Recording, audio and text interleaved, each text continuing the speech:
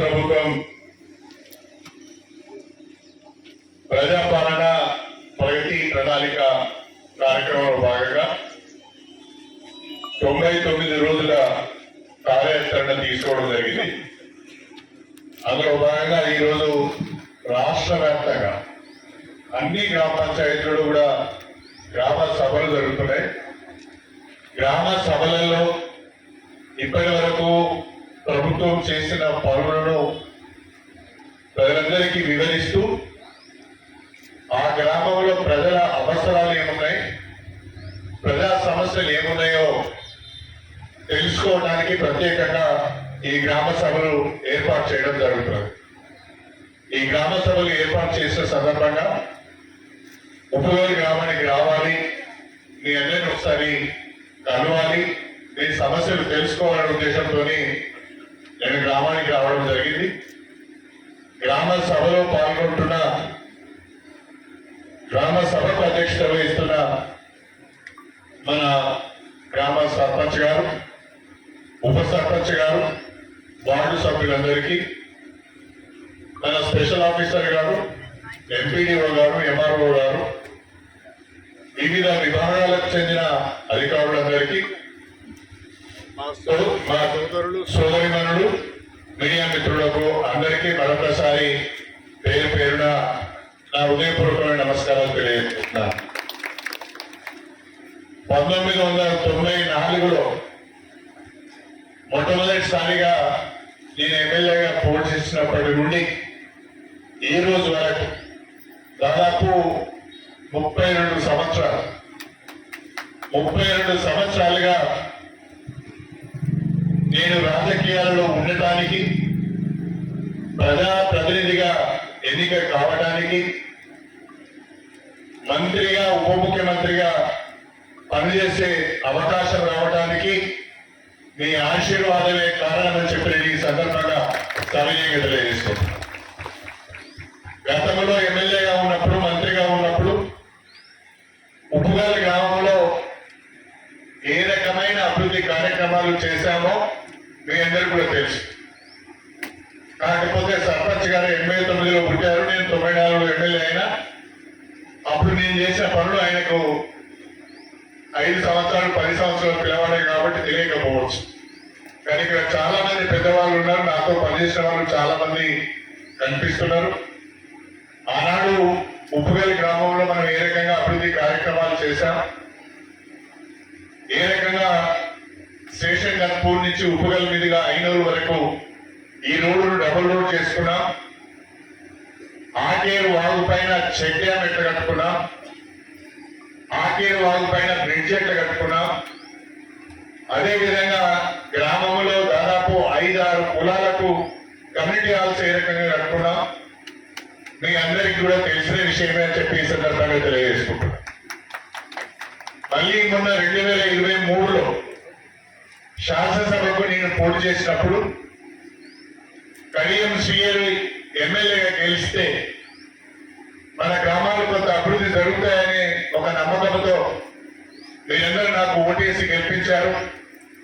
మీ నమ్మకాన్ని నిలబెట్టుకునే విధంగానే నిజాయితీగా కష్టపడి పనిచేస్తున్నానని చెప్పి ఈ సందర్భంగా మీకు సవినయంగా తెలియజేసుకుంటున్నాను. రాష్ట్రంలో కాంగ్రెస్ ప్రభుత్వం ఏర్పడ్డది. ప్రభుత్వ సహకారం లేకుండా అభివృద్ధి కార్యక్రమాలు చేయలేమని భావించి రాష్ట్రంలో ఉన్న ముఖ్యమంత్రి రేవంత్ రెడ్డి గారితో ఉన్న పరిచయంతో, సాన్నిధ్యంతో ఈరోజు కాంగ్రెస్ ప్రభుత్వంతో నేను కలిసి పనిచేయడం జరుగుతున్నది. కాంగ్రెస్ ప్రభుత్వంతో కలిసి పనిచేస్తున్నాం కాబట్టి మన ప్రియతమ ముఖ్యమంత్రి రాష్ట్రంలో ఎక్కడ లేని విధంగా మన నియోజకవర్గానికి అడిగిందే తడువుగా 100 కోట్ల రూపాయల నిధులు ఇస్తున్న విషయాన్ని మీ అందరి దృష్టికి తీసుకొస్తున్నారు. ఈరోజు గ్రామంలో మన గ్రామానికి సంబంధించి వాస్తవంగా నేను 50 ఇందిరమ్మ ఇల్లు ఇచ్చాను. కానీ అందులో వివిధ కారణాల వల్ల, నిబంధనలకు అనుగుణంగా లేకపోవడం వల్ల కొన్ని ఇండ్లు రిజెక్ట్ అయినాయి. ప్రస్తుతం 41 ఇండ్లు నిర్మాణంలో ఉన్నాయి. 41 ఇందిరమ్మ ఇల్లు ఈ గ్రామంలో నిర్మాణం అవుతున్నాయి అంటే ఆ 41 ఇళ్లకు రాష్ట్ర ప్రభుత్వం పరంగా 2 కోట్ల రూపాయలు ఈ గ్రామానికి వస్తున్నాయి. అదేవిధంగా ఈ గ్రామంలో నేను ఎమ్మెల్యే అయిన తర్వాత దాదాపుగా 60 లక్షల రూపాయలు సీసీ రోడ్లకు కానీ ఇతర అభివృద్ధి కార్యక్రమాలకు మంజూరు చేయడం జరిగింది. నా స్పెషల్ డెవలప్మెంట్ ఫండ్ నుండి ఎస్సీపీ నుంచి ఎన్ఆర్ఈజీఎస్ కింద 60 లక్షల రూపాయలు ఈ గ్రామంలో సిసి రోడ్లు టేకప్ చేయడానికి మంజూరు ఇవ్వడం జరిగింది. ఇది కాకుండా మన గ్రామంలో రాష్ట్ర ప్రభుత్వం అమలు చేస్తున్న 6 గ్యారంటీల కింద ఇవాళ ఆర్టీసీలో ఉచిత బస్సు ప్రయాణం జరుగుతున్నది. గృహజ్యోతి ద్వారా పేదలందరికీ 200 యూనిట్ల వరకు కరెంటు వాడుకుంటున్న వాళ్ళందరికీ 0 బిల్స్ వస్తున్నాయి. దేశంలో ఎక్కడ లేని విధంగా ఇవాళ పేదవాళ్ళందరికీ సన్నబియ్యం వస్తున్నాయి, కడుపు నిండా తినే అవకాశం వచ్చింది. ఇందిరమ్మ ఇల్లు వస్తున్నాయి, రైతు భరోసా వస్తున్నది. వానాకాలం పండించిన సన్నాలకు కూడా బోనస్ కూడా చెల్లించడం జరిగింది. రాష్ట్ర ప్రభుత్వం వాస్తవంగా అప్పుల ఊపిలో ఉన్నది. విపరీతమైన అప్పు ఇలా రాష్ట్ర ప్రభుత్వం పైన ఉన్నది. 8 లక్షల కోట్ల రూపాయల అప్పుకు మితి కడుతూ వాయిదాలు చెల్లిస్తూ కాంగ్రెస్ ప్రభుత్వంలో గత ప్రభుత్వం ప్రవేశపెట్టిన ఏ ఒక్క సంక్షేమ పథకాన్ని కూడా నిలిపివేయకుండా కొత్తగా 6 సంక్షేమ పథకాలకు అవకాశం ఇస్తూ పేదల సంక్షేమం కొరకు, మహిళా సంక్షేమం కొరకు, రైతు సంక్షేమం కొరకు ఈ ప్రభుత్వం పనిచేస్తున్న విషయాన్ని దయచేసి మీరందరూ గమనించాలని చెప్పి నేను కోరుతున్నా. రాజకీయాలు ఉంటాయి.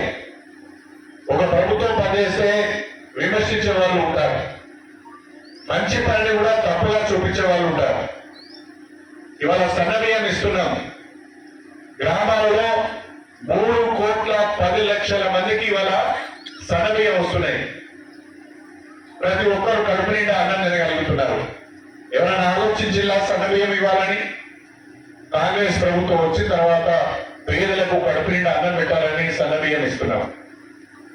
ఆనాడు వ్యవసాయానికి ఉచితంగా కరెంట్ ఇచ్చినాం, ఇప్పుడు కూడా ఇస్తున్నాం.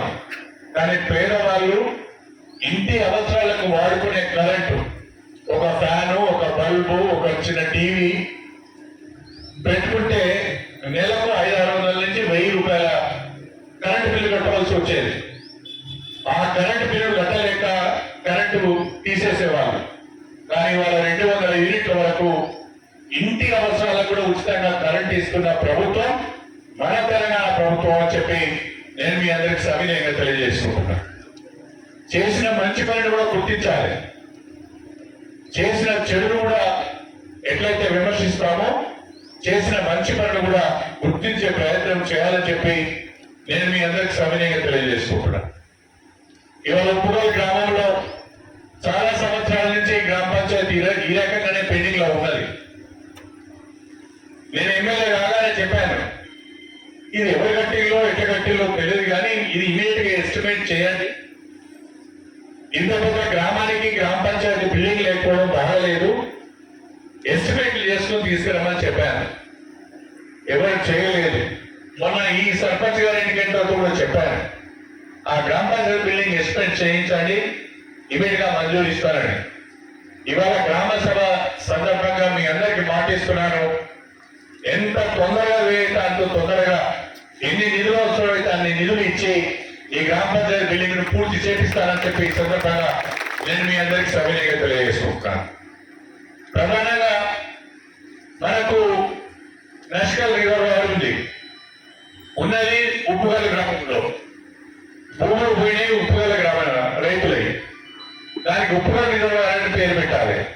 తప్పకుండా నేను అధికారులతో మాట్లాడి దీని పేరు ఉప్పుగల్ రిజర్వాయర్ గా మార్చాలని చెప్పి కూడా ఈ సందర్భంగా నేను గుర్తు చేస్తున్నాను. అంతేకాకుండా కింద ఏదైతే పాత ఆయకట్టు ఉండేనో దానికి తూము లేకపోవడం వల్ల నీళ్లు రావడం లేదని చెప్పి నాకు గతంలో ఒకసారి చెప్పారు. మళ్ళీ ఈ రోజు కూడా సభ దృష్టికి తీసుకొచ్చారు. నేను నీటిపారుదల శాఖ అధికారులతో మాట్లాడి పాత ఆయకట్టు కూడా రిజర్వాయర్ నుంచి నీళ్ళు ఇచ్చే విధంగా భూమి ఏర్పాటు చేసే బాధ్యత నేను తీసుకుంటానని చెప్పి సందర్భంగా తెలియజేసుకుంటాను. కాకపోతే ఆకేరు వాగు మీద ఇటువైపు నుంచి అటువైపు బ్రిడ్జి కావాలన్నారు. అదంతా సులువుగా అయ్యే పని కాదు. చెప్పడానికి చెప్పొచ్చు కానీ అంత ఈజీ అయ్యే పని కాదు. దానికి కిందనే ఇంకొక బ్రిడ్జి ఉన్నది. 100 మీటర్ల పైన ఇంకొకటి కట్టుకుంటున్నారు. ప్రభుత్వం దానికి ఒప్పుకోదు. దానికి ఏ రకంగా ఆల్టర్నేటివ్ గా మీరు బయటికి వెళ్ళడానికి ఆల్టర్నేటివ్ గా ఏం చేయాలో ఆలోచిద్దాం. బ్రిడ్జి మాత్రం సాధ్యం కాదు. మీరు బయటికి వెళ్ళడానికి మళ్ళా ఊళ్ళకి రావడానికి ఏం చేయొచ్చు? ఏదైనా చిన్న పైప్ లైన్ కన్వర్ట్ చేసి ఒక మట్టి రోడ్ వేస్తే పోయడానికి అవకాశం ఉంటుందా? లేకుంటే మళ్ళీ పెద్ద వాగు వస్తే మరి అదంతా ఉడకపోతుందా? ఏం చేయాలని మనం ఆలోచిద్దామని చెప్పి నేను అధికారులను పంపించి పరిశీలించమని చెప్తా అని చెప్పి నేను ఈ సందర్భంగా తెలియజేసుకుంటున్నాను. అదేవిధంగా గ్రామంలో చాలా మంది పేదవారు ఉన్నారు. కొంతమందికి ఇందిరమ్మ ఇల్లు రాలేదు. ఇందిరమ్మ ఇల్లు రాకపోవడానికి కారణం ఏంటంటే ప్రభుత్వం ఈసారి ఖచ్చితంగా కొన్ని నిబంధనలు పెట్టింది. ఆ నిబంధనలు మేమందరం పాటించాం. మాకు చాలా దగ్గర ఉన్నలో కూడా కొంతమందికి ఇల్లు రాలేదు. కాంగ్రెస్ పార్టీలో నాకు దగ్గర ఉన్నలో కూడా ఇల్లు రాలేదు. కారణం ఏంటంటే నిబంధనలు సహకరించలేదు. ఈసారి రాష్ట్ర ప్రభుత్వం ఒక కొత్త నిర్ణయం తీసుకున్నది. గతంలో ఎవరైతే ఇందిరమ్మ హౌసింగ్ పేరు మీద ఇల్లు మంజూరైందో బేస్మెంట్ కట్టుకొని వదిలిపెట్టారో, లేకుంటే లెంటర్ వరకు వచ్చి ఇల్లు వదిలిపెట్టారో, స్లాబ్ వేసుకొని అసంపూర్తిగా ఇల్లు ఉందో అవన్నీ కూడా ఇప్పుడు 2వ విడతలో ఆ ఇళ్ళన్నీ కూడా తీసుకుంటున్నాం. కాకపోతే వాళ్ళకి 5 లక్షల రూపాయలు ఇవ్వడం లేదు. బేస్మెంట్ కట్టి ఉంటే 4 లక్షల రూపాయలు, లెంటర్ వాళ్ళకి అయి ఉంటే 3 లక్షల రూపాయలు, స్లాబ్ వేసి ఉంటే 1,50,000 రూపాయలు. ఆ రకంగా ఏ స్టేజ్ లో ఆ ఇల్లుందో అధికారులు వచ్చి స్వయంగా చూసి ఇందిరమ్మ ఇంట్ల నిర్మాణంలో ఇంకా ఆ స్టేజ్కి ఎంత ఇవ్వాలో ఆలోచన చేసి నిర్ధారణ చేస్తారు. అలాంటి గ్రామంలో ప్రతి గ్రామంలో 5 నుంచి 10 ఇళ్ళ వరకు ఉన్నాయి. పాపం గతంలో ఎప్పుడో ఇల్లు మంజూరైంది, ఎలాగ కట్టుకోలేదు. బేస్మెంట్ గట్టిలు వదిలిపెట్టిండ్రు, లెంటర్ వాళ్ళ గట్టిలు వదిలిపెట్టిండ్రు, పిల్లలు లేచిళ్ళు వదిలిపెట్టిండ్రు. అవన్నీ కూడా ఈ 2వ విడత ఇందిరమ్మ ఇళ్ళలో తీసుకుంటున్నాం. అది కాకుండా కొత్తగా ఇందిరమ్మ ఇల్లు ఇవ్వబోతున్నాం. ఉప్పుగల్ గ్రామం చాలా పెద్ద గ్రామం. రాజకీయాలు ఏమైనా ఉన్నది, అందరూ ఒకరికి నచ్చాలని ఏం లేదు. రాజకీయాలు ఉంటాయి, వ్యక్తిగత తగాదాలు ఉంటాయి. నా మీద కోపం ఉన్నాడు ఒకడు ఉండొచ్చు, సర్పంచ్ మీద కోపం ఉన్నాడు ఇంకోటి ఉండొచ్చు, పార్టీ మీద కోపం ఉన్నాడు ఇంకోటి ఉండొచ్చు, పక్కతో పడక కోపం ఉన్నాడు ఇంకోటి ఉండొచ్చు, భార్య మీద కోపం ఉన్నాడు కూడా నన్ను తింటాడు.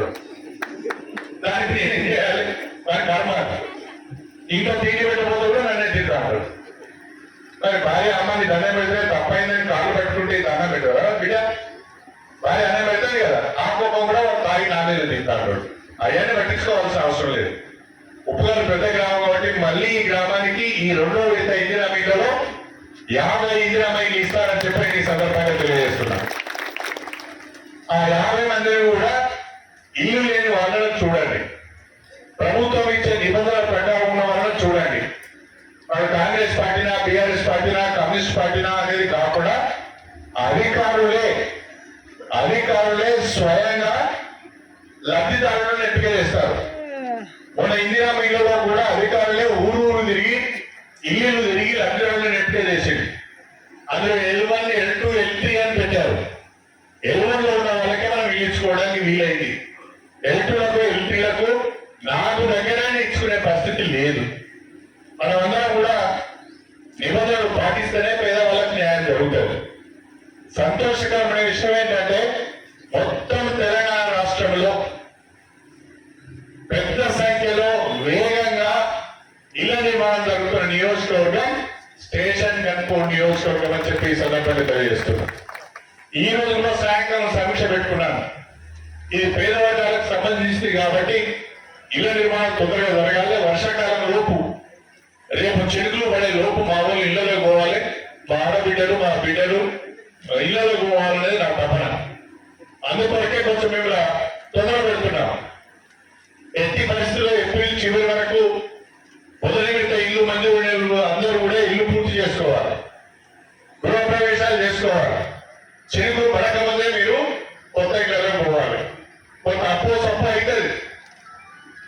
ప్రభుత్వం ఇచ్చిన 5 లక్షలతో ఇలా ఇవ్వలేదు, వాస్తవమే. మనం కష్టపడాలి. భార్య భర్తలు పిల్లలు కూడా కష్టపడి కూలి పని చేయాలి ఇంటి కొరకు. అవి ఒక 60,000 టీజీఎస్ కింద వస్తాయి. అవి కాకుండా కూడా ఒక ఇల్లు ఒక 450 ఎస్ఎఫ్టీ 500 ఎస్ఎఫ్టీ ఇల్లు కావాలి అంటే దాదాపు 7.5 లక్షల నుంచి 8 లక్షలు అవుతారు. మనందరం కష్టపడక కూడా. కాకపోతే చాలా మంది అప్పు సప్పు చేసైనా ఇల్లు కట్టుకుంటున్నారు, ఎందుకంటే ఇల్లు అనేది ఉండాలి అని. దయచేసి మీ అందరినీ కోరుతున్నా, దేశంలో ఎక్కడ లేని విధంగా తెలంగాణ రాష్ట్రంలో 4,50,000 ఇందిరమ్మ ఇల్లు కడుతున్నాం. వీటి నిర్మాణానికి 22,500 కోట్ల రూపాయలు ఖర్చు పెడుతున్నాం. సామాన్యమైన మాట కాదు.